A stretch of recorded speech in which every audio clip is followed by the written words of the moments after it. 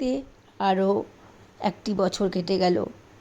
কবিগুরু রবীন্দ্রনাথ ঠাকুরের 165তম জন্মদিবস আমরা উদযাপন করলাম আমাদের বিদ্যালয়ের ছোট্ট ছোট শিশুদের নিয়ে।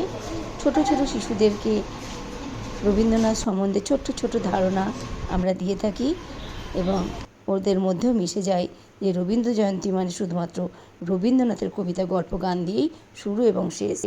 প্রধান শিক্ষক মহাশয়ের মাল্যদানের পরেই শুরু হলো আমাদের শিশুদের অংশগ্রহণের পালা।